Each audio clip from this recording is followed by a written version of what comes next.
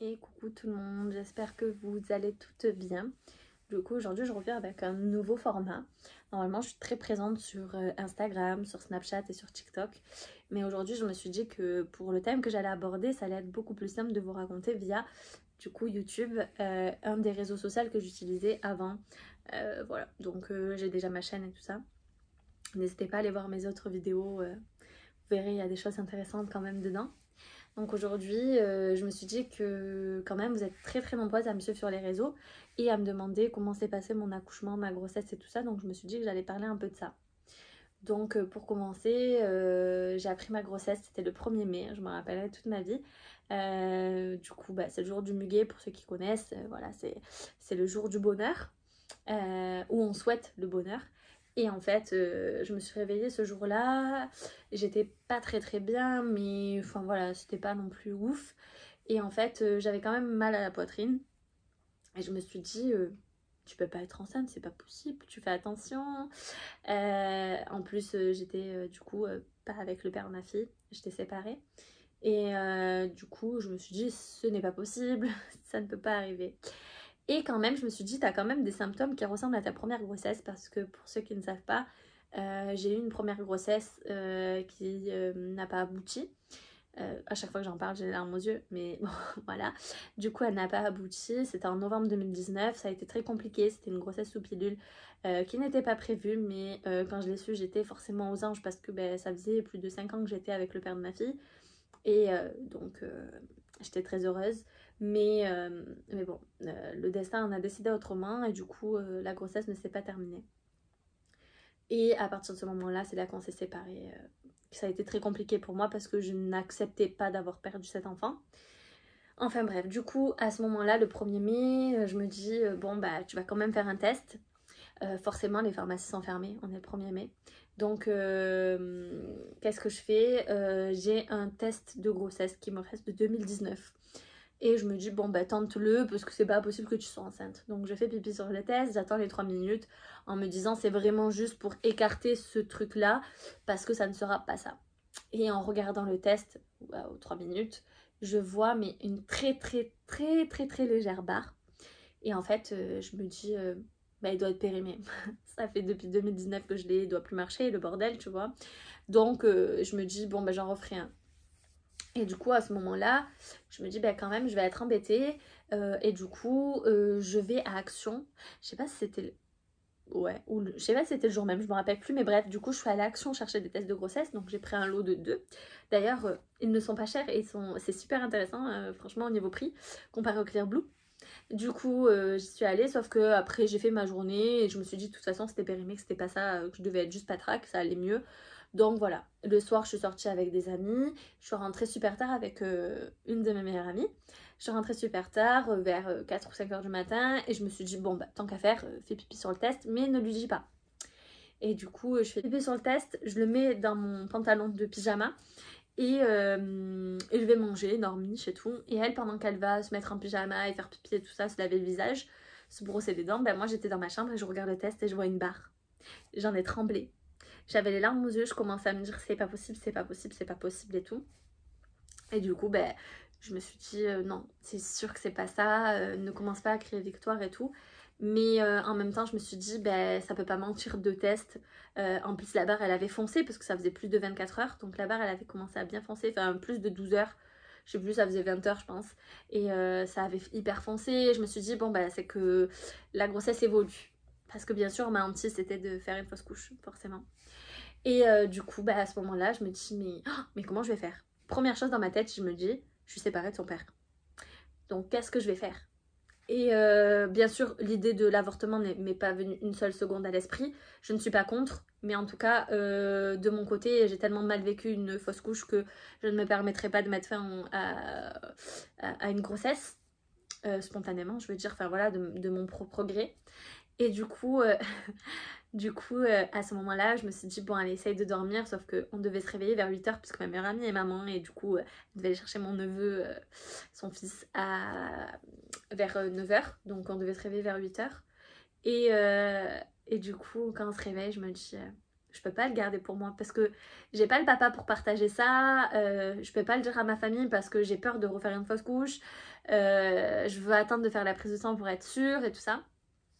Du coup je lui ai annoncé, donc il y a une vidéo de l'annonce de la grossesse à un peu tout le monde sur mes réseaux. Et du coup je lui ai annoncé en lui montrant le test de grossesse, on a pleuré. Toutes les larmes de notre corps parce que c'est notre rêve à toutes les deux d'avoir un enfant qu'ils aient pas beaucoup d'écart. Donc elle l'a eu à ses 25 ans et moi ma fille je l'ai eu à mes 25 ans. Ma fille a du 14, son fils il est du 18, donc ils ont 4 jours en date de naissance d'écart. Donc c'est juste incroyable, on n'aurait jamais pu rêver ça. et parce que oui, elle a 2 ans de plus que moi, donc en gros on a eu nos enfants en même temps. Du coup j'ai dû aller faire la prise de sang le lundi. J'ai payé la prise de sang parce que j'étais pas capable d'attendre l'ordonnance. J'ai fait la prise de sang et je me suis dit pourvu que ça soit bon, parce que du coup je m'étais préparée à me dire ben ça y est, ça va marcher cette fois. Et du coup bon ben voilà, je fais la prise de sang, j'attends les résultats, 85, ça veut dire que c'est positif parce qu'au-delà de 5 ça veut dire qu'on est enceinte. Mais là, explosion de joie, je pleure, je suis trop contente, ouais super, la grossesse que j'ai pas réussi à avoir, je vais l'avoir maintenant et tout ça. Sauf que j'ai vite eu peur de revivre la même situation. Et en étant seule, j'avais très très peur de mal le vivre si ça se reproduisait. Je me suis dit que je ne m'en remettrais jamais de perdre un deuxième enfant. C'était juste inconcevable pour moi. Donc je priais chaque jour que Dieu le faisait, pour que tout se passe bien, Donc à ce moment-là, je me suis dit, il faut que tu crois en ton enfant, parce que je ne savais pas si c'était une fille ou un garçon. Et je me disais, chaque jour quand je me levais et chaque jour quand je me couchais, je me disais, Dieu merci, encore un jour de gagner. Dieu merci, encore un jour de gagner. Et du coup, j'ai continué à travailler. Je l'ai dit à personne pendant un bon moment. Et moi, j'avais l'impression que ça se voyait énormément. Et puis un jour, du coup, pour la fête des mères, je l'ai annoncé à ma maman et à mon beau-père. Et ça a été une délivrance parce que je me suis dit, si je venais à perdre mon enfant, je serais entourée. Et c'était très important pour moi parce que la première grossesse, je n'avais tellement dit à personne que en fait, quand je me suis retrouvée à faire une fausse couche, personne ne le savait. En plus, à cette époque-là, ça faisait très longtemps que j'étais avec mon ex, du coup. Et on faisait que me poser la question, c'est quand le bébé, c'est quand le bébé. Et en fait, ça me brisait le cœur parce que moi, je savais qu'il y en avait eu un et qu'il n'avait pas vu le jour. Donc ça avait été très compliqué pour moi de gérer tout ça. Et bref, du coup, j'annonce au fur et à mesure à toute ma famille, tout le monde est très heureux. Pour ceux qui ne savent pas, en fait, j'avais prévu de me faire inséminer en 2022. Et en fait, ma fille a été la surprise, la très bonne surprise de mon année 2021. Et je comptais me faire inséminer vers la fin de l'année 2022, milieu d'année 2022. Donc voilà, donc ça a été une surprise pour ma famille, oui et non, parce que je les avais préparés en leur disant que je me ferais inséminer. Et du coup, certains ne m'ont pas posé la question qui c'est le papa et tout ça, parce qu'ils se sont dit elle s'est fait inséminer. Voilà, tout simplement, pour ceux qui vont poser cette question dans leur tête. Et du coup, ensuite, la grossesse évolue, je fais ma première échographie. Ah non, j'ai fait ma première échographie, personne ne savait que j'étais enceinte, je voulais voir si le bébé était viable et au bon endroit. Du coup, il y avait 2 petites taches. Il y avait la première qui était bien accrochée et il y avait une tache qui n'était pas accrochée. Et elle m'a dit peut-être qu'ils étaient 2, mais à l'heure d'aujourd'hui, en tout cas, il n'y a qu'un bébé et qui est accroché et qui est au bon endroit. Et là, j'ai mon cœur qui a commencé à se dire enfin, ça va marcher. Mais on ne pouvait pas entendre le cœur parce que c'était beaucoup trop tôt, j'étais à 5 semaines. Donc je me suis dit, rien n'est gagné, je ne sais pas si le cœur va battre. Donc j'arrivais pas à être complètement épanouie. Et du coup, la deuxième échographie, ma mère est au courant, donc je l'ai amenée avec moi. On a fait l'échographie ensemble. Et quand j'ai entendu son cœur, je me suis mis à pleurer, mais toutes les larmes de mon corps, c'était juste incroyable. Je me suis dit, enfin, pardon. Je me suis dit, en plus, j'ai pas le droit de pleurer, je viens de faire mes extensions de cils. Je me suis dit, enfin, je vais avoir le droit à mon bonheur. Et du coup, je me suis dit, maintenant, il faut que tu arrêtes de complètement stresser tout le temps parce que c'est là qu'il va se passer quelque chose à cause de ton stress. Donc voilà, j'essayais de relativiser chaque jour que je faisais. Et du coup, la grossesse évolue, je prépare un petit peu des petites affaires, je commence à acheter et tout ça. Les gens me mettaient la pression en me disant mais tu achètes alors que tu peux perdre ton enfant, nani, nana. Alors que moi je voulais juste oublier que je pouvais perdre cet enfant en fait. Je voulais pas me dire que c'était possible. Et bref, du coup, la grossesse avance, vient le moment où je peux savoir le sexe. Et là, du coup, je lui dis, je veux pas savoir maintenant, je veux savoir quand c'est sûr, donc vers 5 mois. Et donc, on attend. À l'échographie des 5 mois, du coup, euh, elle me dit, ben, on va essayer de voir. Donc, c'était le vendredi. Et j'avais la baby shower, enfin la gender reveal, le dimanche. Donc, je me suis dit, il faut absolument que je sache. Et bien sûr, la petite coquine s'est bien cachée tout le long de l'écho. Et la sage-femme, elle me dit, je crois que je vais pas arriver à voir, je suis désolée, il faudra revenir dans la semaine prochaine. Je lui dis, non, mais c'est pas possible. J'ai absolument besoin de savoir parce que j'ai ma gender reveal qui arrive. Elle est dimanche, donc elle me dit, bon, on va essayer. Donc elle a essayé, tac, tac, tac. Et moi, pendant ma grossesse, petite anecdote, ouais, je buvais des canjap à la fraise. Elle adorait ça et moi aussi. Donc du coup, dès que je buvais ça, elle faisait la danse dans mon ventre. Donc j'en avais amené une à chaque échographie. J'amenais comme ça, au moins, si on n'arrivait pas à voir, je buvais ça et elle bougeait. Et du coup, à ce moment-là, ben, j'ai vu le- la brique. Donc avec ma mère, on tournait la tête tout le temps parce que dès qu'elle arrivait vers le sexe, elle nous disait si c'est un garçon et qu'on voit le zizi, vous allez le savoir de suite quoi. Donc à chaque fois on tournait la tête, on regardait, on tournait la tête, on regardait, on tournait la tête. Et elle me dit ah c'est bon je l'ai vu, je suis sûre. Elle a pris les clichés, elle a dit je vous les mettrai que à la prochaine écho pour pas que vous sachiez. Et elle a marqué sur la petite feuille pour le mettre dans l'enveloppe que j'avais préparée à l'avance pour que ce soit ma meilleure amie qui le prenne. Donc voilà, donc je repars avec le sexe de mon bébé dans les mains, mais sans le savoir. Je devais attendre 2 jours avant de le savoir. Et, euh, et j'étais hyper stressée. En plus, avec ma mère, on faisait des plans sur la comète. Moi, je voulais absolument une fille. J'aurais été très heureuse si c'était un garçon, mais j'avais toujours rêvé d'avoir une fille. Et je ne sais pas si j'aurais un deuxième enfant, donc je me suis dit, ça serait génial que dès la première, j'ai une fille. Et du coup, à ce moment-là, avec ma mère dans la voiture, on disait, mais moi je crois que j'ai vu des testicules. Je suis sûre que c'est un garçon en fait. Et je disais, bon bah, de toute façon, si c'est un garçon, je l'aimerais tout autant que si c'est une fille, mais il faudra que je refasse une fille. Du coup, on rigolait, enfin voilà quoi, c'était sympa. Et du coup, 2 jours après, vient le jour de la révélation. Je crois que c'est aussi un des plus beaux moments de ma grossesse, parce que quand j'ai ouvert ce ballon, enfin quand j'ai pété ce ballon, mon cœur il s'est arrêté de battre pendant 3 secondes, le temps de comprendre que les confettis étaient roses. Parce qu'en fait, avec le soleil, l'émotion, je croyais que j'allais tomber dans les pommes, ben, je voyais pas trop que c'était rose en fait. Je voyais blanc moi. Je me suis dit, je me dis pas qu'elle m'a fait une blague. Par contre, la luminosité, ça va pas là. Je reviens. Du coup, je reprends avec de la lumière parce que le soir arrive. Ma fille, c'est bientôt l'heure de son bibi. Enfin, même, c'est dépassé. Donc, peut-être que je devrais faire une pause. Mais bon, vous le verrez pas au montage. Du coup, je disais que voilà, quand j'ai vu les confettis roses, ben là, ça a été l'explosion de bonheur au fond de moi.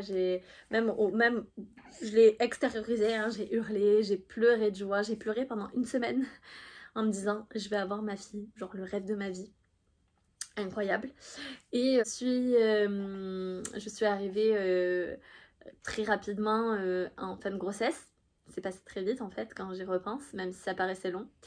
Et au final, à ce moment-là, on me dit que mon bébé à la T3 va être un très gros bébé et qu'elle va faire sûrement 4 kilos. Donc je me dis, bon, bah super, que mon col est très très fermé, donc que j'accoucherai sûrement à terme, voire après terme. Et du coup, je me dis, bon, bah les habits, ça sert à rien que je prenne trop de naissance, ça se trouve même autant elle le mettra pas, mais bon, je voulais en prévoir absolument moi. Donc je me suis dit, j'en achète pas trop. Et puis vient les vérifications. Un soir, je me sens pas bien, je vais aux urgences et en fait j'avais 19 de tension. Et, du coup, il y a des risques de pré-éclampsie. Si vous savez pas ce que c'est, je vous laisse aller voir sur internet parce que sinon la vidéo elle va durer des plombes. Et du coup, à ce moment-là, à partir de ce moment-là, on a commencé à me surveiller de près pour la pré-éclampsie. La pré-éclampsie, en fait, c'est un risque pour la maman, mais pas pour le bébé. Moins pour le bébé. Donc, donc je me dis, bon, bah, moi je le sais quand je suis pas bien, donc En soi, bon, c'est grave, mais on est surveillé de près. Donc à ce moment-là, j'étais à 32 semaines et quelques, donc c'est un peu tôt. Et on me surveille jusqu'à 34 semaines, enfin jusqu'à 33 semaines plus 2. Et à 33 semaines plus 2, je vais chez ma sage-femme du coup, qui me fait un monitoring. Et en fait, quand je me déshabille, elle voit mon ventre avec des boutons et elle me dit: est-ce que tu te grattes? Et je lui dis: bah oui, ça me gratte les mains et les pieds le soir. Mais je pense que c'est parce que je gonfle en fait, parce que je fais de la rétention d'eau. Et je lui dis: bah du coup, je pense que c'est ça. Mais c'est vrai que des fois, c'est un peu insupportable parce que je me gratte beaucoup. Elle me dit: tu vas aller faire une prise de sang. Je lui dis: bah, j'en ai fait une hier par rapport à la surveillance générale quoi. Elle me dit: non mais tu vas y retourner maintenant. Tu vas aller faire une prise de sang et tu demandes, enfin elle me fait l'ordonnance et elle me dit: tu demandes qu'il te la fasse maintenant, aujourd'hui. Donc je lui dis ok, pas de souci, j'y vais. En lui disant: qu'est-ce que tu penses que c'est? Elle me dit: j'ai peur pour une cholestase, mais bon, on va voir. Elle m'a dit: je préfère pas faire de plan sur la comète, on va voir. Donc je suis partie faire ma prise de sang. Et les résultats, ils sont sous 3 jours parce que ça part à Paris. La prise de sang vaut 38 euros, donc qui n'est pas remboursée. Je ne comprends pas pourquoi d'ailleurs, parce que oui, normalement, quand on est enceinte, c'est remboursé à 100%, sauf que là, non. Ce test-là, non. Donc, bon, bref, franchement, quand on s'inquiète, on paye. Hein. Donc, j'ai payé 38 euros. Et 3 jours après, bah, le verdict, c'est que j'ai la cholestase gravidique. Donc, cholestase gravidique, pour vous faire un topo rapide, c'est une maladie de grossesse qui touche le foie de la maman, qui est peu dangereuse pour la maman, mis à part le fait que on se gratte beaucoup les mains et les pieds la nuit. Donc c'est assez horrible dans le sens où on commence à devenir vraiment zinzin parce qu'on n'arrive pas trop à dormir et en plus avec ça c'est juste l'achèvement total. Et en fait le risque ultime on va dire c'est alors je ne veux pas inquiéter celles qui vont regarder cette vidéo parce que Dieu merci ma fille va bien et vous voyez que ça s'est bien passé, mais le risque ultime de toute façon, si vous allez voir sur internet vous allez lire la même chose, c'est que le cœur du bébé s'arrête. Du coup, c'est assez stressant. Coucou mon amour. C'est assez stressant parce que la pré-éclampsie, bah, ça aurait été moi qui aurait été mal, donc je le sens quand je vais mal. Par contre, ma fille, si elle va pas bien, je ne le sens pas. Bon, enfin, je sens moins bouger, mais je suis pas sûre à 100%. Et du coup, coucou.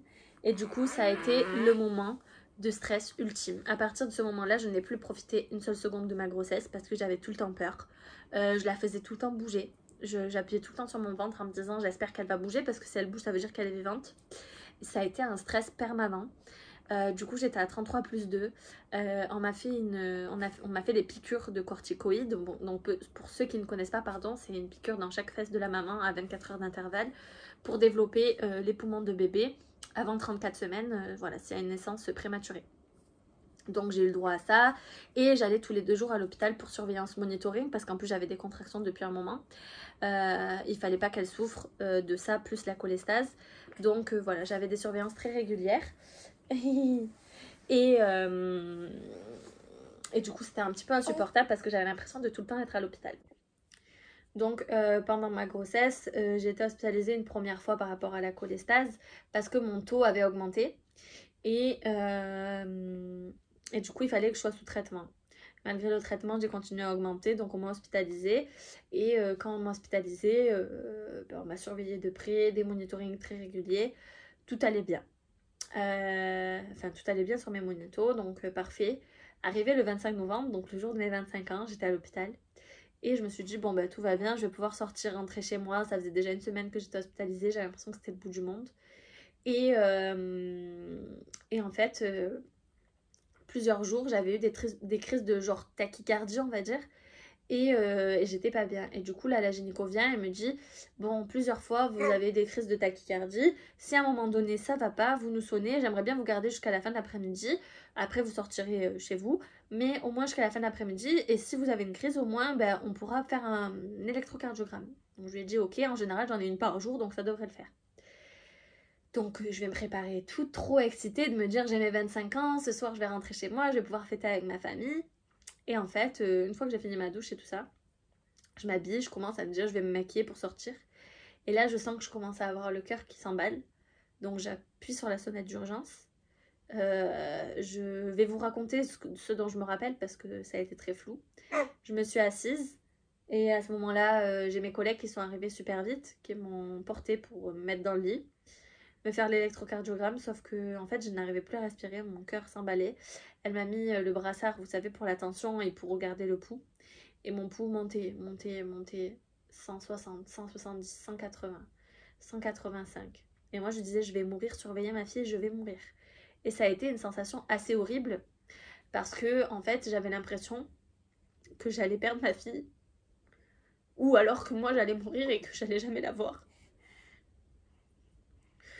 Et en plus j'avais personne avec moi, donc ça a été très dur à vivre. Du coup j'ai entendu la gynéco enfin voilà, parler et tout ça, dire qu'il fallait me surveiller. Bref, après j'ai vu un cardiologue qui m'a mis sous traitement pour la tachycardie. Je suis arrivée à me calmer juste après cette crise et ça m'a fait du bien. J'ai vu que ma fille avait le cœur qui battait normalement et ça m'a beaucoup rassurée, donc je suis arrivée à me calmer. Mais ça a été un souvenir atroce pour mes 25 ans, on va pas se mentir. Après, Dieu merci, l'essentiel c'est que ma fille aille bien, qu'elle allait bien à ce moment-là aussi. Et du coup, bon, bah, je suis pas sortie, forcément, je suis restée un peu plus. Et donc, après, et à 35 semaines plus 3, je vais à l'hôpital pour ma visite du jour. Et on me dit, vos contractions sont trop présentes, elles sont trop intenses, votre bébé ne supporte pas trop, donc on va vous garder. Donc je dis ok, à chaque fois que j'y allais, j'avais prévu une valise, donc ma valise d'hospitalisation et ma valise d'accouchement était prête chez moi au cas où, parce que du coup je savais que je pouvais accoucher à partir du moment où on m'a dit que j'avais la cholestase. On pouvait me déclencher à tout moment parce que s'il y a des risques pour l'enfant, ils prennent pas de risques, ils font voilà, un déclenchement. Donc je vais faire une petite pause, je vais donner le bibi à Cassie et je reviens. Je vais pas vous mentir, j'étais très stressée. Et je vois une gynéco qui me dit on va quand même vérifier parce que vous avez beaucoup de contractions, donc on va quand même vérifier votre col et en même temps on va faire une échographie pour voir comment va votre fille, parce que moi je la sentais moins et ça me stressait forcément. Donc et comme son cœur accélérait à chaque contraction et puis faisait des bradycardies, donc ralentissait, en fait son rythme cardiaque n'était pas régulier. Il était très oscillant, donc un coup elle était très basse et un coup elle était très haute et ça inquiétait un petit peu la gynéco. Donc elle m'a dit on va faire une échographie. Donc elle mesure mon col qui est encore très long et fermé et elle me dit, enfin très long et fermé non, il était un peu dilaté mais pas des masses, il était mou mais il n'était pas raccourci. Et elle me dit oh c'est quand même un beau bébé. Elle fait, actuellement, elle fait 2 kilos, je sais plus, 2 kilos 300. Alors, et elle me dit, donc c'est pas mal. Et je la regarde, je lui dis, ben, c'est pas beaucoup. Parce qu'en fait, à l'échographie, 3 semaines avant, donc 3 semaines avant, on m'avait dit qu'elle faisait déjà 2 kilos 100. Et normalement, en fin de grossesse, à ce terme-là, un bébé prend en moyenne 200 à 300 grammes par semaine. Environ 200 grammes, c'est pas mal. Et moi, en fait, elle avait pris en 3 semaines 200 grammes. Donc, je lui dis, on m'avait dit qu'elle faisait déjà 2 kg 100. Et je suis choquée, quoi. Enfin, c'était pas la première fois qu'on me... Enfin, 2 fois, on me l'avait dit qu'elle faisait 2 kg 100 parce que j'avais eu une fois à mon échographie de T3 et une fois aux urgences juste quand j'y avais été. Donc, les deux m'avaient dit 2 kg 100, 2 kg 150. Donc, voilà, ça se tenait, quoi. Et elle me dit, bon, bah, je vais aller quand même regarder la courbe et tout. Et elle revient me voir, donc elle me dit, bah, asseyez-vous. Du moment où elle m'a dit de m'asseoir, je me suis dit, il y a quelque chose qui va pas. Elle m'a dit, c'est vrai que je vais être honnête avec toi. Elle me tutoyait puisque je travaille là-bas. Elle m'a dit, je vais être honnête avec toi, la courbe de ta fille, elle est cassée. Donc, moi, je suis pas trop pour la laisser.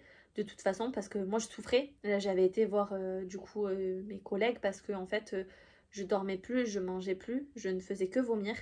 Et je trouvais ça insupportable, mais je me disais, si c'est pour si je gagne une semaine pour ma fille, c'est toujours une semaine de gagner. Et du coup, je me disais, serre les dents, tant pis. Et en fait, je me grattais la nuit. La journée, ben, je vomissais dès que je mangeais. Donc, j'étais épuisée, j'étais à bout de souffle. Et j'en pouvais plus. Mais je me disais, tant que ta fille, elle grossit, ben, c'est des jours de gagner. Et en fait, ben là, dès qu'elle m'a dit que ma fille, elle grossissait plus, je me suis dit, mais en fait, à quoi bon? À quoi bon continuer à souffrir? Elle risque de souffrir aussi. Et donc, il n'y a pas de gain ni pour elle ni pour moi. Donc, je me suis dit que c'était un peu nul, mais je l'ai pensé au fond de moi, mais je me suis dit après tout je suis pas gynéco. Et par contre la gynéco, cette gynéco-là m'a dit écoute Océane, je pense que le mieux c'est de voir là si ton travail se lance parce que tu as beaucoup de contractions, et c'est vrai j'étais très régulière dans mes contractions, elles me faisaient pas énormément mal mais elles me gênaient, et elle m'a dit autant ton travail va se lancer, mais s'il n'est pas lancé demain on te déclenchera. Donc j'ai été hospitalisée, 35 plus 4 pardon, et du coup j'étais hospitalisée. Et à ce moment-là, du coup, je rentre dans ma chambre, machin, donc je reste dans ma chambre. Entre-temps, bien sûr, vous avez eu mes épisodes d'hospitalisation. J'ai été hospitalisée 2 fois avant d'être hospitalisée pour mon accouchement. Donc, à ce moment-là, je suis à 35 plus 3, et non, plus 4, pardon. Et elle me dit, demain, vous serez déclenché maximum. Donc je suis hospitalisée, le lendemain matin, du coup, une gynéco vient me voir. Moi, je m'étais préparée à être déclenchée, surtout que j'avais encore pas dormi de la nuit. C'était atroce, J'avais demandé même un atarax pour pouvoir dormir un peu, parce que je me suis dit, si j'accouche, je pourrai jamais m'occuper de ma fille. Je suis amorphe, je n'arrive pas à manger, je ne fais que vomir. Donc voilà, donc à ce moment-là, j'étais prête. Et elle vient, la gynéco, et elle me dit, bon, du coup, on va essayer de tirer un petit peu jusqu'à 37 semaines. Et là, je me suis effondrée. Je lui ai dit, ce n'est pas possible, je ne peux plus. Moi, je n'en peux plus, ma fille ne prend aucun bénéfice du fait que je continue à rester là, comme ça, en train de vomir et tout ça. Elle ne grossit pas, donc je ne comprends pas pourquoi on prend le risque qu'elle meure dans mon ventre. Je lui ai dit, je lui ai dit, qu'est-ce qu'on attend? On attend de me dire sur un monito qu'on n'a plus de cœur. Qu'est-ce qu'on attend? Et je vous dis ça, j'ai les frissons dans tout le corps, parce que je me rappelle de cette scène où je n'étais plus moi-même. Je me suis dit, en fait, à ce moment-là, on attend que ma fille, elle meure, en fait, pour me dire, bon, ben en fait, si on avait su, on t'aurait déclenché avant. Je lui ai dit, de toute façon, moi, là, il faut me déclencher, parce que c'est invivable de vivre avec cette épée Damoclès sur la tête. C'est pas possible, surtout que ma fille ne prend aucun bénéfice. Et hier, la gynéco me dit qu'il y a un gros risque à la laisser dans mon ventre et qu'elle me déclencherait demain. Et aujourd'hui, vous êtes là à me dire que ben, vous prendrez le risque d'aller jusqu'à 37 semaines. Il est hors de question, parce que 37 semaines, ça faisait 1 semaine et 2 jours. C'est énorme. Et du coup, elle me dit, bon, écoutez, on va au moins attendre 36 semaines de sortir de la prématurité importante, quoi.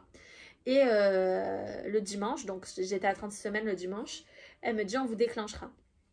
Je lui ai dit, ok, donc pendant 2 jours. Autant vous dire que ça a été les 2 jours les plus longs de ma vie. À être pas bien, à faire que pleurer. En plus, bon, ben, ma mère m'accompagnait, mais elle venait que quand elle pouvait, donc elle venait 1 heure par jour. Donc je me sentais très seule, j'étais très fatiguée. Mais je me disais, il faut pas que tu craques parce que c'est bientôt la fin. Il faut que tu essayes de prendre des forces au maximum pour que quand ta fille soit là, enfin, que tu sois bien quand ta fille sera là. Du coup, vient le dimanche matin. Le dimanche matin, on vient me chercher vers 10h et on me dit on t'emmène en bas en salle de naissance pour aller poser du coup tout ce qu'il faut. Donc on me dit par rapport à ton col, il est dilaté à 1, c'est pas beaucoup, il est mou mais il est très long, donc tu vas avoir le droit au tampon. Donc c'est un tampon qui s'appelle le Propes, il me semble. Je suis pas sage-femme, donc autant je vais dire des bêtises, désolée s'il y a des sages-femmes qui me regardent. Donc j'ai le droit au tampon avec du gel dessus là. Et du coup, à ce moment-là, je me suis dit que le déclenchement, ça pouvait durer des jours et des jours. On m'avait dit jusqu'à 1 semaine, donc voilà. Donc j'étais à 36 semaines et j'ai mis le tampon et on m'a dit d'aller marcher. Donc j'ai eu le tampon, j'ai marché et j'ai remarché, j'ai fait les escaliers, j'ai tout fait pour essayer de dilater mon col. Je buvais des feuilles de framboisier en tisane là. J'ai essayé l'homéopathie aussi, l'acupuncture, donc tout ça sur une journée. Du coup, le lundi matin, je me réveille. Donc, le tampon, il était posé pour 24 heures. Si au bout de 24 heures, il n'y avait rien, on me refaisait soit un tampon, soit une autre façon de faire. Du coup, j'avais à 10h, enfin vers 10h30, 11h, il fallait que je descende pour pouvoir reposer un tampon. Donc, le matin, ma collègue s'en va, puisque moi je travaille là-bas, donc la nuit, c'était mes amis. Et du coup, celle qui devait m'accoucher s'en va le matin parce qu'elle a fini sa garde et elle me dit tu me tiens au courant aujourd'hui ce qui te pose et tout ça. Donc elle s'en va, il est 8h passées. vers 9h, je vais faire pipi, je prends ma douche, je sors et tout ça. Et j'avais des contractions depuis quelques jours. Hein, donc, et là, j'ai une contraction qui me fait un peu plus mal et je sens ma culotte qui est mouillée, légèrement mouillée. Et je me dis, oh, fait chier. Parce que quand on arrive en fin de grossesse, les pertes, elles sont encore plus importantes.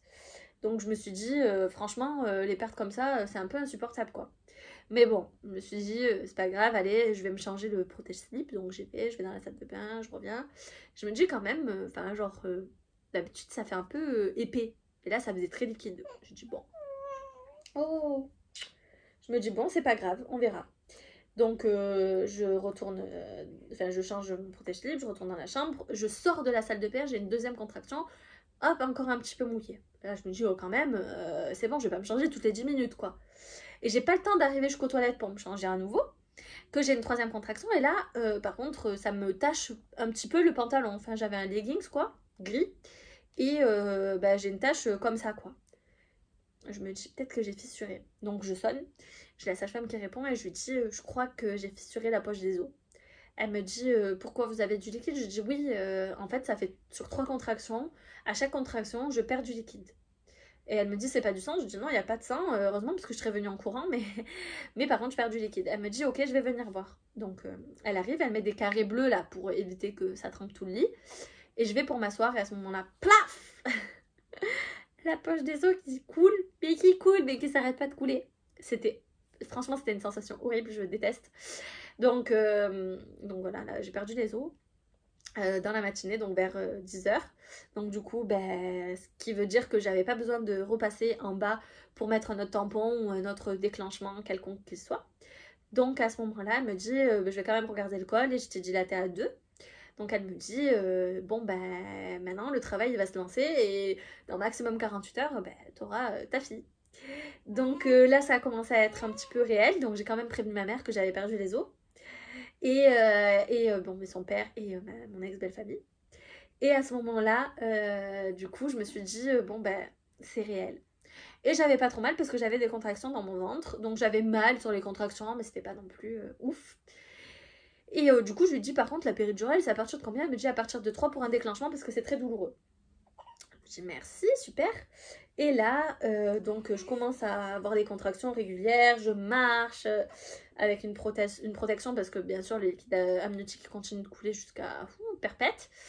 Donc je continue à marcher, à essayer de faire du ballon et tout ça.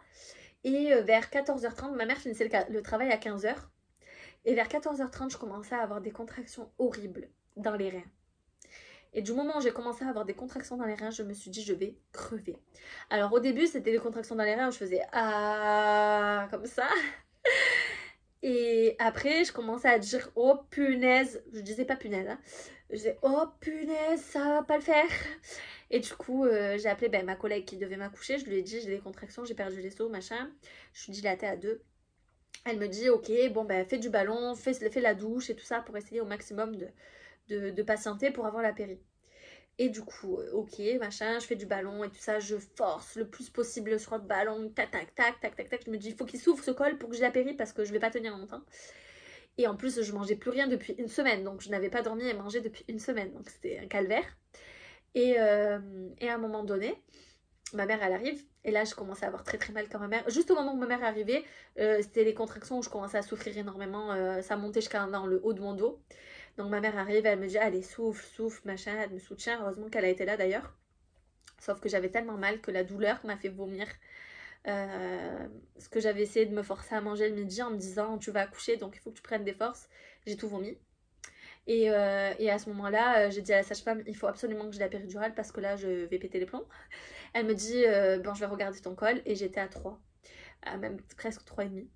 Donc elle m'a dit on te descend. Donc je suis descendue en salle d'accouchement, je suis arrivée, l'anesthésiste était déjà là. Alors est-ce que c'est parce que je travaille là-bas, j'en sais rien, ou est-ce que c'est parce que j'étais en train de péter les plombs, je sais pas. Donc elle m'a posé la péridurale.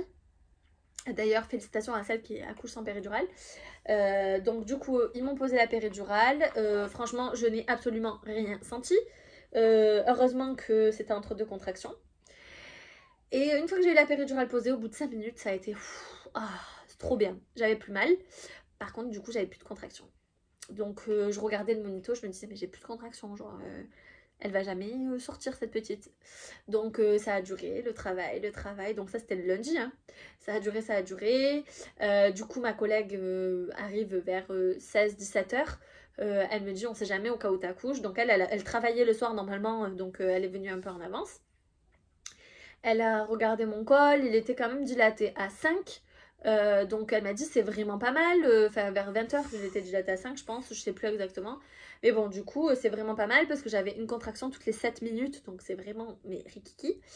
Et du coup elle a essayé de mettre une perfusion qui fait accélérer les contractions. Sauf que quand elle a mis ça, le cœur de ma fille il a ralenti.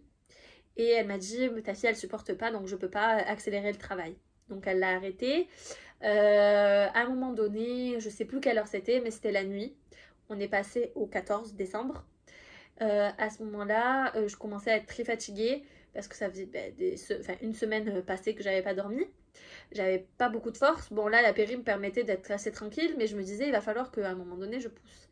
Sauf que la péri, elle fait pas l'effet non plus vitam aeternam. Et on m'avait pas parlé du bolus. Parce que ma copine, elle me connaît. Et elle s'est dit, elle va l'utiliser tout le temps. Et elle voulait que je sente un petit peu quand même pour pouvoir bien pousser. Donc à ce moment-là, elle me met, enfin voilà, la dose de péri en plus parce que je souffre énormément. Énormément, pourquoi? Pas par rapport aux contractions. Les contractions, ça va pour le moment. Par contre, j'ai ma sciatique qui se réveille. Et ma sciatique, elle est sur le côté gauche. Je ne peux pas bouger comme je veux puisque je suis sous péri. Donc je dois rester dans le lit. Et je souffre. Mais je souffre. Ça a été pire que les contractions. Et tellement que la péri commençait à partir, j'ai commencé à avoir des grosses contractions aussi dans le bas du dos, plus la sciatique. J'ai commencé à hurler. Je disais à ma mère, maman, je peux pas, je vais pas y arriver, je vais pas y arriver. Donc ça devait être vers 4 heures du matin. Et je disais, je vais mourir. Et ma sage-femme, elle me dit, mais non, mais non. Donc elle m'a mis un bolus. Je me rappelle plus trop des heures, je vous avouerai, parce que franchement, ça m'a paru une éternité. Elle regarde mon col, elle me dit, ah, t'es dilatée à 8. À 6 heures, je crois, j'étais à... Non, à 7 heures, j'étais à complet. Et elle me dit, maintenant, il va falloir commencer à pousser. Sauf que ma fille, elle n'était pas descendue. Elle était encore dans le haut de mon bassin. En gros, elle m'a expliqué que le bassin, il est divisé en 3 parties. Et ma fille, elle était tout en haut. Et donc, du coup, j'ai poussé. Une fois, 2 fois, 3 fois. Je pousse. Et en fait, elle me faisait comme si c'était des entraînements. Elle m'a pas dit que c'était le moment de pousser vraiment pour sortir. Et sauf que ma fille, elle tapait dans mon bassin. Et elle rentrait pas dedans. Elle tapait, elle tapait. Elle avait son dos contre mon dos et c'est pour ça que je souffrais tant des contractions. Parce que normalement, le dos, il doit être vers le ventre de la maman et c'est là que l'accouchement fait, entre guillemets, moins mal. Même si je pense qu'il fait très mal. Et du coup, ma fille, une fois, 2 fois, 3 fois, 4 fois, je pousse de toutes mes forces, je commence à plus en avoir. Je commence à dire à ma mère, je ne vais jamais y arriver, maman. Je ne vais pas y arriver à faire sortir ma fille de mon utérus.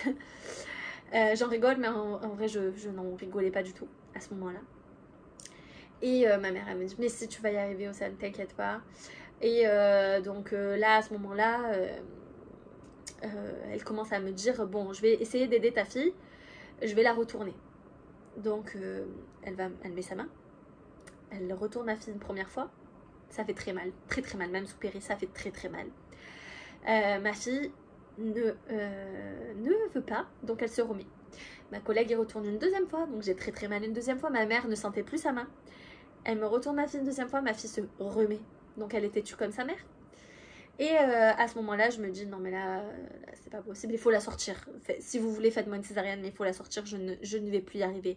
Je ne pourrai pas pousser, je n'ai plus de force. Ça fait plus d'une semaine que je n'ai pas mangé et que je n'ai pas dormi, je n'en peux plus. Et elle me dit, allez, on essaie de pousser encore une fois. J'essaie de pousser, elle me dit, tu pousses super bien, attends. Donc ok, je vais appeler la gynéco, elle me dit, donc la gynéco arrive. Et elle me dit, j'entends, enfin, je comprends à moitié, mais en gros, elle laisserait pour une césarienne. Et je regarde ma mère, je dis, punaise, je vais avoir une césarienne. Sauf que à ce moment-là, je me déplace. Et en fait, j'ai eu l'impression que mon cathéter avait bougé dans mon dos. Et d'un coup, j'entends la sonnerie de la péridurale qui sonne obstruction. Et ça fait bip, bip, bip, bip, bip. Donc en gros, moi de suite, dans ma tête, ça m'a dit... Donc, je sais plus où j'en étais. Donc, la gynéco me dit enfin dit qu'elle elle ferait une césarienne. Ah oui, 1, 2, 3, 4. Donc à ce moment-là, j'entends sonner. Et là, je commence à m'inquiéter super fort parce que dans ma tête, ça se connecte de suite, ça se dit, si ma péridurale ne marche pas, ils pourront pas m'endormir pour la césarienne par la péridurale. Du coup, je serai anesthésiée générale, enfin généralement. Donc ça voudrait dire que je verrai pas ma fille à sa naissance. Et là, j'ai commencé à stresser très fort, tellement que mon cœur s'est emballé, ça s'est mis à sonner dans tous les sens. Du coup, ma fille, elle commençait à être pas bien aussi parce que ça faisait plus d'1 heure que je poussais. Et là, du coup, ma sage-femme, elle a dit à la gynéco, non, elle pousse trop bien. Il faut juste aider la petite à s'enclencher dans le début du bassin. Donc, une ventouse, s'il te plaît. Donc, la gynéco, elle était pas trop chaude. Mais ma collègue, elle a insisté en lui disant, je sais ce que je te dis, fais-le. Je te promets qu'elle pousse très bien. Donc, la gynéco a été avec sa main. Elle a tourné ma fille. J'ai eu très mal parce que là, elle a été encore plus large que ma collègue juste avant. Donc, elle a tourné ma fille. Elle a ventousé sa tête et elle l'a amenée dans la partie du bassin pour l'enclencher. Et du moment où elle a été enclenchée, j'ai poussé 2 fois. J'ai poussé une première fois très fort. On m'a dit stop, arrête de pousser. Et là, moi, j'ai hurlé parce que elle avait passé sa tête. Et je peux dire que, rien que de m'en souvenir, c'est waouh. J'ai hurlé. Alors, j'avais presque plus de péri, hein, forcément, ça faisait très longtemps que j'étais sous péri. Et j'ai hurlé tellement fort que, genre, j'ai cru que j'allais devenir hystérique. J'ai dit, je vais mourir. J'ai hurlé. Et après coup, je me suis dit, mais les femmes à côté, quand elles m'ont entendu, elles ont dû se dire, non, mais j'annule, je ne veux plus accoucher. Mais du coup, donc voilà, elle me dit stop, arrête de pousser, paf, elle passe les épaules, je suppose. Elle me dit, est-ce que tu veux l'attraper? Je voulais pas, j'étais trop dans un état fatigué, je me suis dit, je vais pas arriver à l'attraper, je vais la faire tomber. Et du coup, elle a proposé à ma mère qui a voulu, et moi j'en avais parlé avec ma mère, je lui avais dit, si tu veux l'attraper, vas-y, parce que moi je pourrais pas, j'avais fait des cauchemars en plus que je la faisais tomber, donc c'était pas possible. Du coup, ma mère l'a sortie. Et là, du coup, on m'a posé ma fille.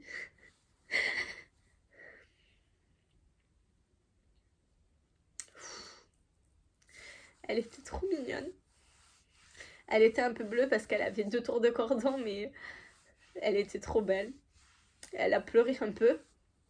Après, on a dû me l'enlever parce que du coup, elle respirait pas très bien, mais pas longtemps. Ma collègue, elle m'a dit je te la prends, je reviens. À ce moment-là, je me suis dit j'ai réussi, ça y est. Donc j'ai pleuré de suite quand on me l'a posée sur moi. Et je me suis dit enfin, je l'ai, elle est en bonne santé, je sais que ça va bien se passer, je suis sûre, je crois en elle. L'essentiel c'est qu'elle soit là contre moi et je lui donnerai toute ma force, donc ça va marcher. Du coup, elle l'a amené en salle pour l'aspirer un petit peu, pour l'aider. Et puis j'ai eu le droit de l'avoir contre moi juste après en peau à peau. Je lui ai donné le sein. Bien évidemment, on m'a recousu parce que du coup, j'ai pas eu une grosse déchirure, mais un petit peu quand même. Et en fait, le problème qu'il y a eu, c'est que quand elle me recousait, pour regarder, en fait, elle faisait comme ça. Et en fait, à chaque fois qu'elle faisait ça, ma peau, elle était pourrie et elle s'effritait, donc ça agrandissait. Donc en fait, elle m'a recousu pendant, je pense, presque une demi-heure. Mais c'est pas grave. Et, euh, et du coup, ben, j'ai eu ma fille contre moi. J'ai pu lui donner le sein. J'ai pu annoncer du coup son prénom parce que c'était surprise. Même pour les filles qui m'ont accouchée. Je les ai remerciées vraiment du fond du cœur parce que ça m'a permis de pouvoir avoir un accouchement par voie basse. Et de pouvoir la voir surtout. Désolée, l'émotion. Et je pense que ce moment-là, je l'oublierai jamais de ma vie. Je regrette pas du tout d'avoir eu autant de temps de travail, d'avoir forcé autant, parce que j'ai le plus beau cadeau du monde. J'oublierai jamais cet accouchement parce que ça a été très dur. Et d'ailleurs, heureusement que le lendemain, ils sont venus me parler, ma sage-femme et la gynéco, ils sont venus m'expliquer ce qui s'était passé, parce que je l'avais très mal vécu. La fin de l'accouchement, j'avais eu l'impression qu'en fait, on m'avait tiré ma fille de mon ventre, et j'avais eu très mal. Mais en fait, pas du tout. Elle m'a dit, t'as super bien poussé. Moi, j'avais eu l'impression que, en fait, c'était ma faute qu'elle soit pas sortie. J'avais l'impression que j'avais été mauvaise dans ma poussée. Et que du coup, ben, comme je poussais mal, elle sortait pas. Et je me suis dit, c'est ma faute. C'est pour ça que on a dû m'aider. Parce que j'ai pas été capable de donner vie à ma fille. Et en fait, je me t'ai dit que j'aurais jamais de deuxième enfant parce que ben, j'étais pas faite pour accoucher. C'est très bête, hein. Mais, mais du coup, voilà. Et en fait, non, elle m'a dit, t'as super bien poussé. En fait, si elle avait été bien positionnée, mon accouchement, il aurait été fait en 5 minutes top chrono. Et en fait, ben voilà, elle avait pas une bonne position, mais c'est normal parce que c'était que à 36 semaines plus 2 jours. Donc forcément, elle était pas prête à sortir maintenant. Et du coup, bah après, voilà, j'ai commencé à rencontrer Mademoiselle Cassie, l'amour de ma vie. J'ai commencé à m'occuper d'elle. Ça a été un peu compliqué au début parce que je voulais l'allaiter pour qu'elle puisse profiter des bienfaits de l'allaitement maternel comme elle est née prématurément. Tu veux les bibis? Et au final, ben, j'ai dû forcer un petit peu. Au bout de 2 jours, j'ai eu la montée de lait, donc ultra rapide pour un déclenchement à 36 semaines plus 2. Enfin, un accouchement à 36 semaines plus 2. Et du coup, ben, je l'ai allaité jusqu'à... C'est 1 mois. Avec beaucoup d'embûches, mais j'y suis arrivée. À l'hôpital, ça a été un peu compliqué parce qu'elle faisait 2,560 kg. Donc oui, je vous ai pas dit, elle est née à 8h22, 2,560 kg. Et elle faisait 48 cm. Je lui ai mis du naissance jusqu'à bien c'est 1 mois. Ouais, même plus. Et après, je suis passée là, du coup, au 1 mois. Et là, elle met encore du 1 mois, mais je pense que d'ici peu, elle passera aux 3 mois. Donc, elle a bien grandi. Voilà, mon récit d'accouchement, on va dire, de grossesse. Plus ou moins rapide. Après, si vous voulez que j'aille plus dans les détails, je pourrais le faire. Mais voilà. Je vous ai raconté, je pense, le moment le plus dur, mais en même temps le plus beau de ma vie. Alors, certes, j'en entends beaucoup dire, une fois qu'on a son bébé, on oublie tout. C'est vrai qu'on oublie. On oublie beaucoup de choses. C'est-à-dire que il y a plein de choses que j'oublie, des moments où j'ai été pas bien, des moments où j'ai douté d'être une bonne maman et tout ça, parce que je sais que je serai la maman enfin, la meilleure possible pour ma fille. Je sais que je serai jamais la maman parfaite, mais je ferai tout mon possible pour être la meilleure maman pour elle. Mais par contre, je n'oublierai jamais cet accouchement.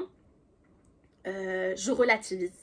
Parce que je me dis, c'est grâce à cet accouchement que j'ai ma fille. Mais s'il avait été un peu moins violent, je le prenais quand même. Et j'aurais aimé ma fille pareil quand même. Mais je me dis, après tout, ben, c'est notre histoire. À elle et moi.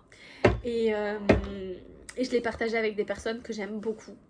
Et que je remercierai jamais assez. Mais voilà. Donc, que dire de plus? J'espère que ben, ça vous fera pas peur. Parce que tous les accouchements ne se passent pas pareil. Est-ce qu'un jour j'aimerais avoir un deuxième enfant? Oui, parce que je me dis, ben, ça se passera peut-être pas pareil. Et, et puis là, pour l'instant, je veux profiter de ma fille, la voir grandir, évoluer. Elle me rend très heureuse et j'espère qu'un jour, ben, j'aurai la chance de pouvoir porter la vie une deuxième fois. Et de vivre un accouchement un peu moins violent. Voilà. Avec peut-être pas accoucher aussitôt, peut-être profiter un petit peu des derniers moments de ma grossesse. Mais voilà, je suis très heureuse et j'espère que ça vous aura plu que je vous raconte ça. Désolée pour les petits moments séquence émotion, mais je pense que toute ma vie je pleurerai quand je raconterai ces moments.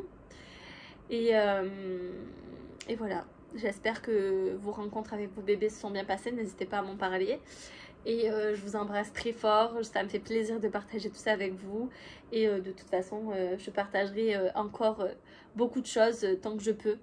Parce que grâce à vous quand même, mine de rien, je tenais à vous remercier parce que quand j'ai été hospitalisée, vous avez été quand même une force pour moi parce que j'avais des nouvelles tous les jours de vous. Vous me donniez de votre force. Il y en a beaucoup qui m'ont dit que qui ont prié pour moi. Et c'est énorme, que ce soit musulman, que ce soit chrétien. Franchement, là, j'ai pas vu de différence de couleur, de différence d'ethnie.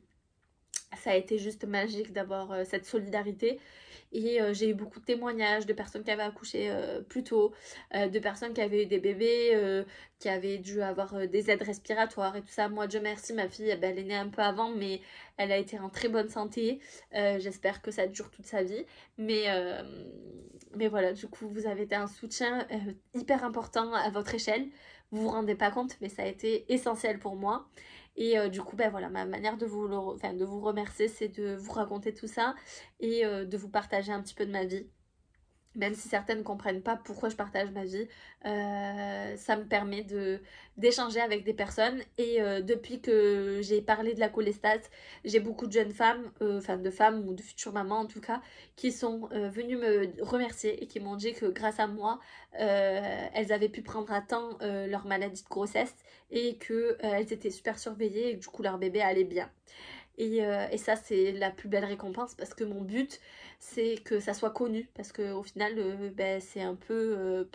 on connaît pas trop parce que ça touche qu'1% des grossesses. 1 à 1,5% des grossesses, donc ce qui est très peu. Mais c'est une maladie qui peut revenir à toutes les grossesses avec 50% à 70% de chances que ça revienne. Ce qui est énorme.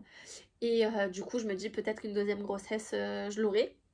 Et du coup, je serai hyper surveillée. Mais en tout cas, moi, ça me fait plaisir de voir que j'aide certaines personnes.